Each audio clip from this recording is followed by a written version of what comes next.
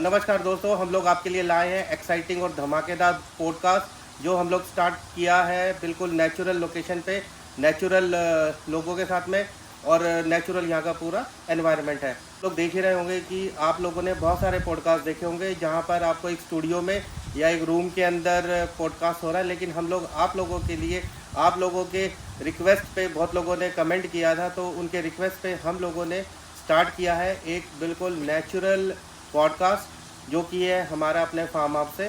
तो साथ में आज मैं आपको अपने भाई लोगों का इंट्रोडक्शन कराता हूँ जो जो पॉडकास्ट में है। हमारे प्रदीप जी है, नमस्कार जी। नमस्कार जी, आपका नेचर ग्रीन एडवेंचर फार्म पे आप सभी लोगों का स्वागत है। साथ में हमारे साथ है हमारा छोटा भाई सिद्धू। नमस्कार जी आप सभी को। और साथ में हमारे बड़े भाई है राम निवास जी, भगत जी। Hello, welcome. तो हम लोगों ने जो ये पॉडकास्ट स्टार्ट किया है वो है नेचर से रिलेटेड। नेचर में आप लोगों को पता ही है कि भाई आप लोगों को अच्छा एनवायरनमेंट चाहिए, अच्छा पोल्यूशन फ्री चाहिए, और आपको जहाँ पर ऑर्गेनिक फार्मिंग हो, जहाँ पर आप अपने विलेज स्टाइल में रह सकते हैं। तो उसी के साथ में हम लोग आए हुए हैं भाई साहब के फार्म पे जो कि है दिल्ली देहरादून एक्सप्रेस वे पर। दिल्ली से भाई साहब के फार्म पे आए हैं। नमस्कार साथियों, ये हमारा farm nature green adventure farms के नाम से हमारा फार्म है और ये हमारा फार्म ऑलमोस्ट 60 बीघा या 11 एकड़ के अराउंड हमारी लैंड है, इसमें फैला हुआ है। और इसमें हमारा बाग है और मल्टीपल फार्मिंग भी होती है। जैसे जो सीजनल क्रॉप्स होते हैं उसका भी हमारे यहाँ पैदावार होती है। उसके अलावा जो हमारा मेन वो है सोर्स ऑफ इनकम, वो आम से है। आम का हमारे यहाँ बाग है, प्लस एडिशनल जो हमारे यहाँ पेड़ वगैरह हैं या कुछ मल्टीपल क्रॉपिंग या हम कल्टीवेशन करते हैं तो सब्जी हो जाती है। उसके अलावा कुछ फ्रूट्स हो जाते हैं, उसके अलावा हमारे क्रॉप्स हो जाते हैं। क्रॉप्स के अंदर अनाज हुआ, आपकी सिरसों हुई, जैसे अभी आप भूपेंद्र भाई आपको बताएंगे, हमने अभी गन्ना भी कास्ट किया है जी, अपने खुद के उसके लिए यूज़ के लिए। सारे भाई लोग आते रहते हैं हमारे फार्म पर। बेसिकली ये हमारी जर्नी चालू हुई थी 2015-16 के ऑलमोस्ट। ओके। तो हुआ क्या था, देखो आप सभी लोग जानते हो कि दिल्ली इस टाइम गैस चैम्बर और इतना पोल्यूटेड हो चुका है, इतना अनएडल्ट्रेटेड फूड से इतना लोगों की हेल्थ ख़राब हो रही है कि आज लोग बाग उस चीज़ से ना चाहते हुए परेशान है जी, और बोल नहीं सकते। देखो सबकी अपनी पॉकेट अलाउ करती है, सबका अपना एक सिस्टम होता है, वो कोई ले सकता है कोई, लेकिन हमारा जो मेन मोटिव है वो ध्यान अपने हेल्थ की तरफ है। आप जितने हेल्दी रहोगे, जितना हेल्दी फूड खाओगे तो आपकी हेल्थ उतनी अच्छी होगी और आगे आप चल पाओगे। देखिए शरीर है या आप तो आगे आप कुछ कर पाओगे अपनी लाइफ में। बिल्कुल अगर आपका शरीर ही नहीं होगा तो आप उस पैसे का भी आपके लिए वो ज़ीरो है। बिल्कुल सही बात। व्यर्थ आप उन चीज़ों पे, डॉक्टरों पे या अपनी बीमारी पे खर्चे हैं, मतलब वो एक मेंटल स्ट्रेस क्या आपको मोरली बिल्कुल तोड़ देता है। जब किसी के घर में कोई बीमारी घुस जाती है तो वो पूरे परिवार को ख़त्म कर देती है। उसमें आपका फाइनेंशियल लॉस भी होता है, आपका खुद का एक मरीज़ के साथ आप 4 मरीज और जुड़ जाते हैं, उनका मेंटल स्ट्रेस इतना बढ़ जाता है कि वो भी मरीज़ ही बन जाते हैं। तो हमारा उस चीज़ को एक प्रोस्पेक्टिव में देखते हुए हम थोड़ा इधर घूमते थे, देखते थे। हमारा भी एक ड्रीम होता था कि भाई हम कोई अपना नेचुरल फार्म बनाएं प्रकृति गोद में। तो ये इनिशिएटिव हमने 2015 के आसपास हमने और हमारे भाई जी हमने मिल के यहाँ पे सोचा था। तो उस टाइम हमें भी लगा था कि इतनी दूर आके एक इन्वेस्टमेंट करनी, क्या तुक बनता है उसका, क्या लॉजिक बनता है। लेकिन जो हम दिल्ली का सिनेरियो और दिल्ली का एनवायरनमेंट देख रहे थे, वो हमें इस चीज़ के प्रति हमें इंसिस्ट किया कि भाई आने वाले टाइम में इस चीज़ की फ्यूचर में ज़रूरत पड़ेगी, हमें पड़ेगी, हमारे बच्चों को पड़ेगी। तो उस सोचते हुए हम लोगों ने एक मतलब स्टेप उठाया कि भाई क्यों ना हम इस नेचर पे भी थोड़ा कुछ इन्वेस्टमेंट करें और नेचर के साथ जुड़े। भाई साहब यहाँ जैसे बता रहे हैं 15-16 से ये अपना फार्म बनाया हुआ है। हमारा मन था कि भाई साहब हमें भी एक बार उस फार्म का एक बार विज़िट कराइए, एक बार दिखाइए, क्योंकि यहाँ की जो चीज़ें भाई साहब शेयर करते थे ना, जो अच्छी अच्छी चीज़ें हैं, जैसे बताया कि एक तो यहाँ का एनवायरनमेंट है, इतना पीसफुल है, और यहाँ पर आप ऑर्गेनिक फार्मिंग सारी चीज़ें ना, जैसे एक विलेज स्टाइल में चीज़ें होती थी खुद से ही खाना बनाते हैं, खुद ही खाते हैं, तो उसका जो एक लुत्फ़ है ना, वो एक अलग है। मैं वही चीज़ शेयर करने वाला था, जो यहाँ का जो, जैसे हम लोग अभी 2-3 दिन से यहाँ रह रहे हैं, हमें ये लुत्फ़ 5 स्टार होटल में भी नहीं मिलता जो हमें यहाँ मिल रहा है। देखिए वो भूपेंद्र भाई, वो बनावटी ज़िंदगी है। आप 5 स्टार में होटल में रहिए या 3 स्टार में रहिए या 2 स्टार में रहिए, आप 1-2 दिन के लिए आप वहाँ बैठ सकते हैं, रह सकते हैं। वहाँ सारा आपको एक फ्यूज़न फूड मिलता है, जी, नेचुरल फूड आपको वहाँ मिलेगा ही नहीं। आप वेस्टर्न फूड खाओगे, वेस्टर्न वहाँ पे कल्चर मिलेगा। तो हमें क्या है, हम नेचर के साथ जुड़ना है। हमारा जो मेन मोटिव भी था जो इस एरिया में आने का, वो मेन था नेचर के साथ जुड़ने का। जी, अपने हेल्थ वाइज या अपना, देखिए आदमी मिट्टी से ही पैदा होता है और मिट्टी में ही जाता है वापस। जी, तो हमारा मेन जुड़ाव होना चाहिए मिट्टी से और खेत खलिहान से। बेसिकली हमारा बैकग्राउंड भी थोड़ा जमींदारी का है, तो हमें अच्छा लगता है जमींदारी करना, देखना, हमें भी हमारे ब्लड लाइन में है, तो वो अच्छा लगता है। बेसिकली रीज़न यही रहा कि यहाँ पे आए, हमने ये बड़ी जद्दोजहद के साथ हमने ज़मीन चूज़ की। हमारा मेन मोटिव था कि हम जितना close to Rajaji national park लें, वरना पीछे भी ज़मीन और भी फार्म्स हैं वहाँ वहाँ वो क्या है, इसे जंगल के साथ कनेक्ट नहीं थे। तो बड़ी मेहनत के साथ हमने ये ज़मीन को जोड़ा है, इसको रखा है। और मेन मोटिव जो रहा है वो सिर्फ ये रहा है कि अब आने वाले टाइम में हेल्थ की लड़ाई है, तो उसके लिए तो आपको देखो इस चीज़ में आपकी ज़रूरत बनेगी जी, आने वाले समय में। और हेल्थ है तो आपके लाइफ के सारे गोल अचीव होंगे जी, आप कुछ भी कर सकते हो। ठीक है, आपका दिमाग है, आपके पास मनी पावर है, आपके सोर्स है, लेकिन जब आपकी हेल्थ ही ठीक नहीं होगी तो दे आर वर्थलेस। इतना पैसा भी और इतना भी वेल्थ हम लोग अर्जित कर लेते हैं, बट उसके बावजूद जब ज़्यादा लोगों के पास आया था तो वो लोग खाना भी नहीं खा पा लेते, भाई, दुनिया अब- भर बीमारियाँ हो हाँ, जाती है। अब क्या हो रहा है, ये कल्चर एक डेवलप हो रहा है इंडिया में। वेस्टर्न कल्चर की तरफ तो भागे, 5 स्टार हो गया, रेस्टोरेंट हो गया, मॉल्स हो गए, इनमें लोग भागता है, लेकिन उसको सुकून कहाँ मिलता है? सुकून का। वो एक लाइमलाइट की ज़िंदगी लगती है, चकाचौंध लगती है। ये नेचर, ये पक्षी, ये पौधे, ये जंगल, ये नदी, ये कहाँ मिलेंगी? जी, और मैं आपको दावे के साथ लिख के दे सकता हूँ कि ये चीज़ एक बेसिक नीड बनेगी विद इन 2 to 3 ईयर्स। जो दिल्ली और हमारे एनसीआर का सूरत हाल है वो वर्स्ट स्टेज पे है। ऐसे ही सर्दियाँ चालू होती हैं, लोगों को सांसों में प्रॉब्लम आती है, सांस मतलब ब्रीदिंग प्रॉब्लम होती है, हॉस्पिटल से बेड नहीं मिलते, बुजुर्गों को और बच्चों के साथ तो बहुत ज़्यादा प्रॉब्लम्स होती है। AQI तो आप पता ही है, हाँ। कल क्या था वो, उन्होंने वो इवन के स्टेज दिल्ली 2 में अब ग्रेटा 2 भी लागू करने के लिए कह रहे हैं कि पॉल्यूशन इतना बढ़ चुका है। तो कितना है डिस्टेंस? आज हमारी यहाँ कोई कनेक्टिविटी में प्रॉब्लम नहीं, जल्दी आप, सरकार इतना बड़ा इनिशिएटिव ला रही है, दिल्ली देहरादून एक्सप्रेसवे, मात्र आप 2.5 घंटे में देहरादून और 2 घंटे में आप इस एरिया में आप रीच कर सकते हैं। सारा इकोनॉमिक कॉरिडोर्स है। इन्वेस्टमेंट पॉइंट ऑफ व्यू से भी आप यहाँ कुछ इन्वेस्ट करेंगे तो आपको उसमें कुछ एक अच्छा यूज तो नहीं बोलता, एक अच्छा आपको फर्क उसमें मिलेगा, आपकी इन्वेस्टमेंट व्यर्थ नहीं जाएगी। अगली चीज़ मैं वही चीज़ आपसे शेयर करना चाह रहा था। एक तो इसका जो लोकेशन है, फार्म का जो जी, जी, लोकेशन है, जी, जी। वो तो इतना लाजवाब है। देखो साथ में अभी आप देख रहे होंगे बैकग्राउंड में आपको पूरा सारा ग्रीनरी, बिल्कुल हमारे बाउंड्री फार्म वाला के का साथ राजाजी में national park. Rajaji national park है, जहाँ पर देखो अभी कितने अलग अलग रात को पक्षियों आपको हमने कितनी अच्छी नाइट की सफारी कराई। नाइट सफारी की हमने, नदी में हम लोग नाइट सफारी करके आए हैं, उसका भी हम आपको क्लिप दिखाएंगे, आप देख लीजिएगा बीच में। और कितने आपको जानवर दिखे रात को, हाँ, आपने बहुत भी सारे देखा जानवर होगा। देखे। लेकिन हम नेचुरल हैबिटेट को डिस्टर्ब नहीं हाँ। करते। यहाँ पे नाइट सफारी का अब ये मोहन रेंज है, ये जंगल की, तो आपको सरकारी, जब आप यहाँ पे उस DFO के पास जाओगे, डिस्ट्रिक्ट फॉरेस्ट ऑफिसर के, तो वहाँ पे फैसिलिटीज़ अवेलेबल है, वो आपको यहाँ पे नाइट सफारीज भी होती है। और जल्दी इस एरिया को टाइगर रिजर्व भी डिक्लेयर, जिस दिन देहरादून एक्सप्रेसवे चालू हो जाएगा, ये जोन सरकार का इस पे फोकस है, इसको टाइगर जोन डिक्लेयर करने का। तो it will B A next Jim Corbett. Right. तो बाकी नेचुरल है, जंगल से जुड़ा हुआ है, और देहरादून यहाँ से मात्र ही 16 से 17 किलोमीटर है, और एलिवेटेड चालू होने के बाद सिर्फ 10 मिनट में आप यहाँ से देहरादून होंगे। एक और चीज़ था मैं आपसे जानना चाहता हूँ, जैसे बहुत सारे लोग, हम लोग पहाड़ों में जाते हैं, तो हर एक जाते ही ना, हर एक का एक सपना होता है यार एक घर हमारा सेकंड हो, कोई इन्वेस्टमेंट हमारी पहाड़ों पे भी हो। और अभी एक दूसरा ऑप्शन आजकल चल रहा है फार्म का। जैसे हम लोग यहाँ पर आए हैं तो हम लोग पहाड़ों में भी गए हैं और हम लोग इस फार्म पे भी गए हैं।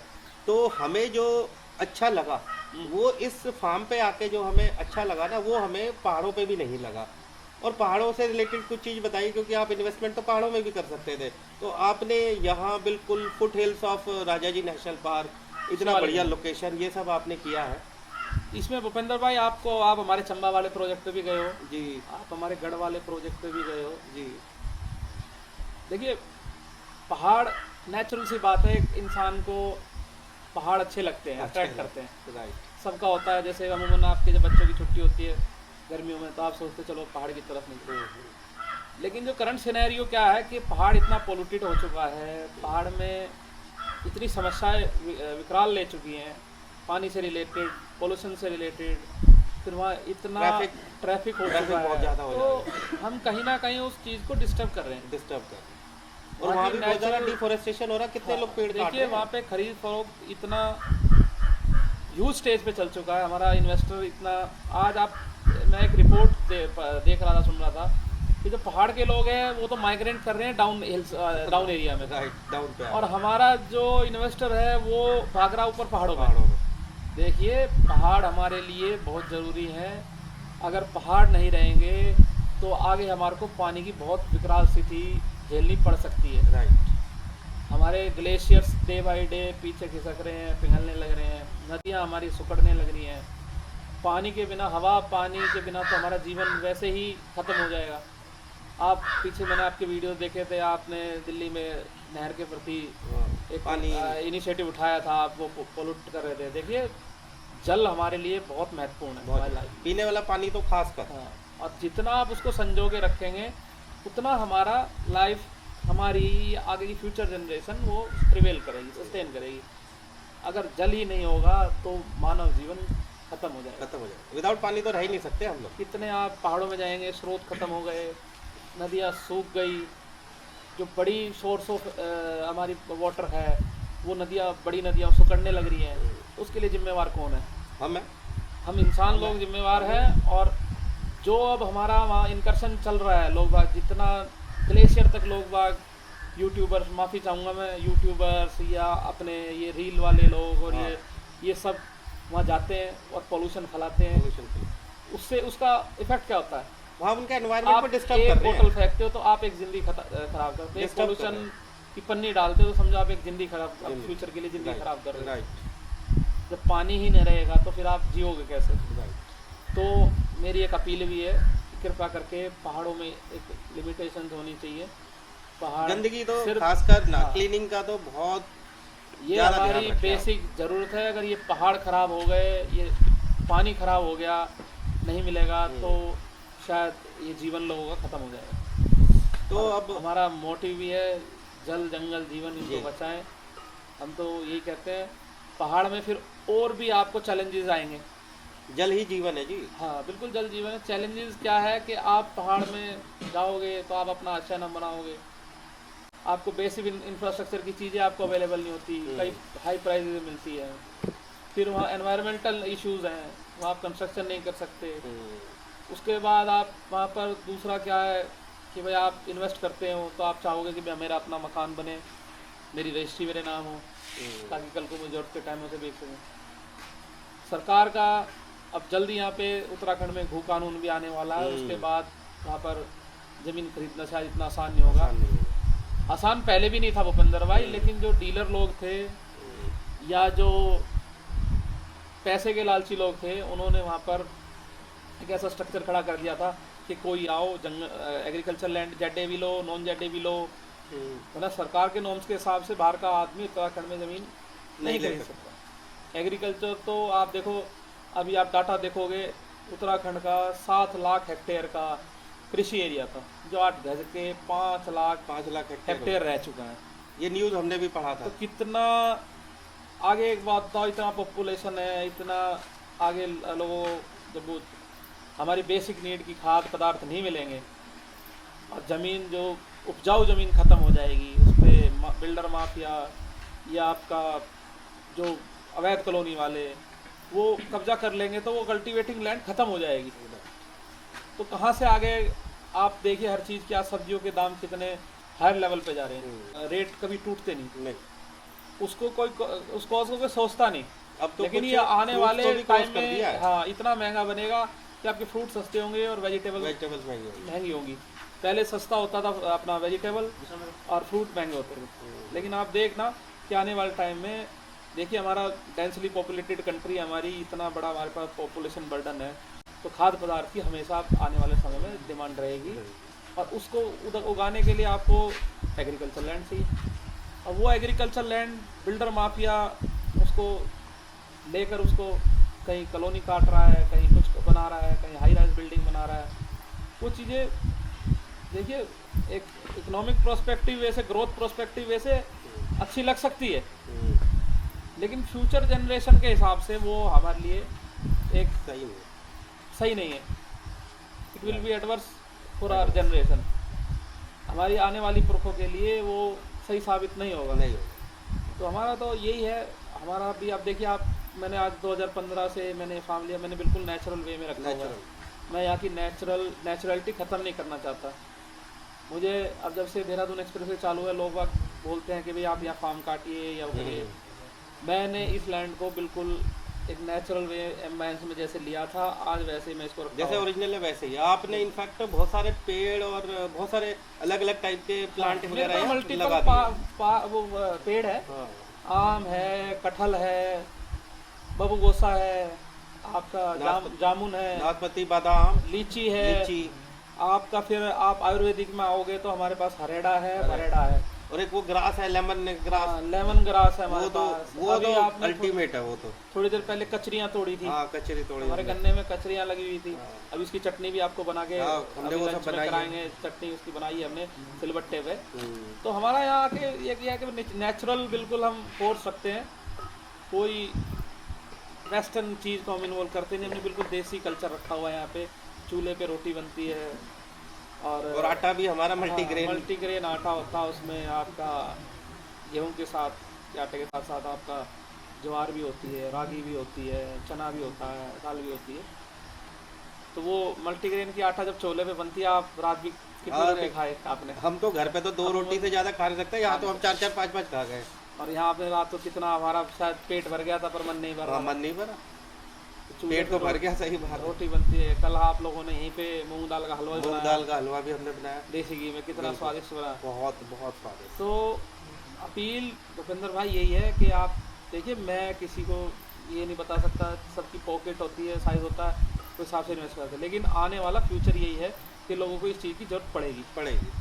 नहीं, ये तो आजकल हो चुका है। सेकेंड होम लोग आजकल ढूंढ रहे हैं। फार्म वगैरह भी लोग बनाने लग गए, छोटे माइक्रो फार्म वाला भी। सरकार का विजन भी यही है भूपेंद्र भाई। जो ये जितने आप दिल्ली एनसीआर में हाईवेज देख रहे हैं, उनका मेन मोटिव क्या है? उनके 2 रीजन है। एक तो जितना हमारा दिल्ली एनसीआर है वो ओवर पॉल्यूटेड हो चुका है और पॉपुलेशन वहाँ की इतनी बढ़ चुकी है कि वहाँ पे पॉपुलेशन बर्डन इतना बढ़ गया है कि आपकी जो बेसिक नीड है, जो बेसिक इंफ्रास्ट्रक्चर है, वो दम घुट चुका है उस चीज़ में। रोड चले जाइए आप, जाम, पानी आपको मिलता नहीं, सैनिटेशन आपका अच्छा नहीं, पॉल्यूशन आपका वैसे हो गया। फिर आपको उसके बाद महंगी प्रॉपर्टी। आज कितनी महंगी प्रॉपर्टी दिल्ली एनसीआर की हो चुकी है बहुत। तो सरकार का विजन होता है फ्यूचर को देखते हुए कि एक एरिया को इतना डेंसली पॉपुलेटेड ना, ताकि वहाँ पे ज़मीनों के दाम आसमान छू जाएं। तो सरकार ने उसको विजन को देखते हुए दिल्ली से 200-300 किलोमीटर रेडियस में आपने हमारे जो सरफेस ट्रांसपोर्ट मिनिस्टर माननीय श्री नितिन गडकरी जी, उन्होंने भी पीछे में उनका एक भाषण जाने का मौका मिला, मैंने उनके व्यूज़ सुने।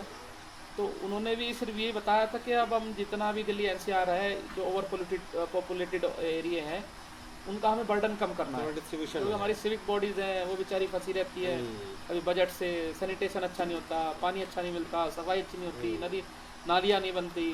तो वो एक क्योस की सिचुएशन बनी हुई है इस टाइम। आदमी रह तो रहा है लेकिन एक मजबूरी के तहत रह रहा है। तो सरकार का इनिशिएटिव है उस चीज़ को, उस पॉपुलेशन बर्डन को जितना कम हो करा जाए। तो उसका सबसे पहला जो स्टेप होता है वो होता है इंफ्रास्ट्रक्चर का। किसी भी नए शहर को, किसी नई सिटी को आप जब बसाओगे तो सबसे पहला आपका इंफ्रास्ट्रक्चर में। तो सरकार, आप देख भी रहे हो, आप बॉम्बे की तरफ चले जाओ, जयपुर की तरफ चले जाओ, चंडीगढ़ की तरफ चले जाओ, आप वेस्टर्न यूपी से कनेक्ट होता है देहरादून चले जाओ, आप हरिद्वार चले जाओ, आप उधर यमुना एक्सप्रेसवे पे चले जाओ, वृंदावन साइड चले जाओ, कहीं भी वृंदावन साइड चले जाओ, लखनऊ की साइड जाओ। चले जाओ। तो माननीय मंत्री जी ने इतना अच्छा इंफ्रास्ट्रक्चर डेवलप कर दिया है, इतना अच्छा विजन के साथ, और वो धरातल पे लागू भी हो चुका है, उसके रिजल्ट्स भी अच्छे आ रहे हैं। अब लोग बाग ये देखते हैं हम लाख रुपए गजों की ज़मीनें खरीदेंगे, करोड़ों रुपए में प्लॉट खरीदे, तो कुछ लाखों में यहाँ मिल जाएगा। सही बात है। और वहाँ तो इतनी छोटी सी प्रॉपर्टी आती है, हम लोग इतना सपोज करो अगर एक सीआर की भी बात करें तो इतने बड़े बड़े रेट है, आपको छोटी सी प्रॉपर्टी मिलती है ना, कुछ अच्छा गज उनका भी नहीं लोकेशन मिलते है। आपको, लाखों रुपए गज की चीज़ में आपको 1 करोड़ में तो कोई इन्वेस्टमेंट आपकी आती नहीं है, आता ही नहीं। देखा जाए तो। और यहाँ पर आपको एक अच्छे इन्वेस्टमेंट में देखिए, जितना जो आपके जो profit जो है, कैपेबल है, जो फाइनेंशियली अच्छा स्ट्रॉन्ग है, वो इस चीज़ की तरफ भाग रहे हैं। भाग रहे हैं। जब ये इंफ्रा डेवलप हुआ, हमें ही लगता था, हमें इस फार्म पे आने में जब हमने स्टार्टिंग में लिया था, हमें 7 से 8 घंटे लगते थे भूपेंद्र भाई। राइट, आप बताया था आपने। हाँ, हम भी जर्नी में टूट जाते थे, मतलब ट्रैफिक से कंजेशन इतना होता था कि जब तक हम फार्म पे पहुंचते थे हमें भी ऐसा लगता था पता नहीं हमने कितनी बड़ी लड़ाई जीत ली, ये फार्म पे आ गए। फिर जब यहाँ से जाते थे अपने आप को रिजीवन करते थे, उसके बाद हमें लगता था यार दिल्ली कैसे पहुँचेंगे। तो उसके बाद क्या हुआ, जैसे जैसे इंफ्रास्ट्रक्चर अच्छा हुआ, आज हमें मात्र सिर्फ 3 घंटे यहाँ से जाने में, और अभी देहरादून एक्सप्रेसवे चालू भी नहीं हुआ है, तो सिर्फ हमें 3 घंटे लगते हैं, हम यहाँ से दिल्ली रीच कर जाते हैं। आपको इवन दिल्ली से आप नोएडा जाओगे या दिल्ली से आप गुड़गांव जाओगे, इवन कि आप दिल्ली से पानीपत भी जाओगे तो आपको 2 से ढाई 3 घंटे लगते हैं। इनफैक्ट दिल्ली में ही अगर आप एक लोकेशन से दूसरी लोकेशन में जाते हो, बिल्कुल बिल्कुल। मुश्किल से 15-20 किलोमीटर में आप जाते हो, 1-1.5 अब घंटा तो बातों में बात रहेगी कि वही 10 लग मिनट में जाती आ है। जाऊंगा। हाँ। अब आप किसी को दिल्ली में नहीं बोल सकता कि मैं 10 मिनट में आ जाऊंगा। मतलब ही नहीं है। घंटा 1.5 घंटा तो आपको दिल्ली का एक बॉर्डर से दूसरे बॉर्डर दूसरे पे border पे आपके कोने पे आने में आपको 1.5-2 घंटा लग जाता है। बहुत तो ट्रैफिक है। ये चीज़ इतनी विकराल स्थिति ले चुकी है, ये चीज़ें, क्या आने वाले टाइम में लोग इस चीज़ को त्रस्त होंगे। और सबसे बड़ा जो मेरा ऑब्जेक्टिव है या मेरा फोकस पॉइंट है वो हेल्थ है, हेल्थ। कि हमारी जनरेशन ख़राब हो जाएगी अगर यही एनवायरनमेंट और यही सिस्टम रहा, लोगों की ये जीविका रही, तो हेल्थ हमारी जनरेशन को ख़राब कर देगी। हमारा भी आके हमारे यहाँ बहुत लोग आते हैं, मेरे फ्रेंड्स आते हैं, मेरे दोस्त आते हैं, उनके बच्चे भी आते हैं, हम सिर्फ उनको यहाँ पे हम फैसिलिटी दे रहे हैं। आज क्या है, दिल्ली गुड़गांव के आसपास बड़े बड़े फार्म बना लेते हैं, उनको 5 स्टार कल्चर हाँ, में वो ले बना देते हैं, और लोग बाग उनकी तरफ अट्रैक्ट होकर वहाँ जाते हैं। देखिए, वहाँ चले तो जाओ, आपको अच्छा भी लगेगा, हाँ अच्छी चीज़ लगती है, सुविधा है, किसको बुरी लगती, किसी को बुरी नहीं लगती, परंतु उससे हमारे शरीर उस चीज़ को एडजस्ट नहीं कर सकता। उस तरीके का एनवायरनमेंट नहीं है, वो खाली एक नेचुरल कमर्शियल एक टाइप 5 से बना स्टार रखा है। कल्चर है, वो थोड़े टाइम के लिए अच्छा लगता है, फिर उसके बाद आदमी को आना अपने नेचुरल बैक टू अपने नेचुरल हैबिटेट पे आना पड़ता है। पूरा जब इसका सराउंडिंग 360 व्यू देंगे आपको, हरा ही हरा दिखेगा, ग्रीन ही ग्रीन दिखेगा, तो आपको ऑटोमेटिकली आपकी आईज अच्छी लगेगी। डॉक्टर कहते हैं हरी चीज़ देखो, हरी चीज़ देखो, अच्छा आपकी आँख ठीक रहेगी। घास पे चलवाते हैं तो उसका रीज़न क्या है? उसका रीज़न ये कि आप हरी चीज़ देखते हो। हमारे यहाँ सब कुछ हरा है, जंगल है, और मेरा तो सभी को यही सजेशन है कि सब लोग बाग छोटा मोटा, यहाँ पे आप कई बिल्डर्स भी वो आ गए हैं, कॉलोनाइजर्स भी आ चुके हैं, वो छोटे फार्म्स भी काट रहे हैं, तो छोटे मोटे एक इन्वेस्टमेंट नेचर के प्रति करनी चाहिए। आने वाले टाइम में पछताना ना पड़े, ये एक बेसिक नीड बनेगी। सेकंड, होम का कल्चर देखिए वेस्टर्न में भी चलता है, जो लोग बाग वहाँ भी 5 स्टार या उनका वेस्टर्न कल्चर है, परंतु अब वो भी इस कल्चर के प्रति हमसे ज़्यादा फोकस्ड है, ज़्यादा एडवांस है। वो वीकेंड पे अपने फार्म हाउस पे या किसी नेचुरल हैबिटेट पे जाके वो अपना टाइम स्पेंड करते हैं। तो हमें क्यों ना हमारे पास तो इतने नेचुरल रिसोर्सेज हैं दिल्ली के आउटस्कर्ट्स में, भाई पहाड़ पे हम देखिए, पहाड़ मानता हूँ अच्छी जगह है, परंतु पहाड़ पे हम ज़्यादा बर्डन नहीं डाल सकते। पहाड़ अगर का स्ट्रक्चर कोलैप्स हो गया ना, इकोसिस्टम कोलैप्स हो गया, तो भूपेंद्र भाई वो एक डिवास्टेटिंग सिचुएशन होगी हमारी अगली जनरेशन के लिए। पेड़ पौधे ख़त्म हो जाएंगे, आपका पानी ख़त्म हो जाएगा, जो सबसे देखिए बेसिक नीड है पानी की। हमारे पास कोई सोर्स नहीं है, पानी का सोर्स है, देखिए ज़मीनी लेवल हमारी इतनी डिमांड बढ़ रही है, हमारा water level day by day नीचे गिरता जा रहा है। हमारा मेन सोर्स है पहाड़, ग्लेशियर्स, नदियाँ, उसको अगर हम संजो के नहीं रखेंगे तो हमारी जनरेशन आने वाले टाइम में ख़त्म हो जाएगी।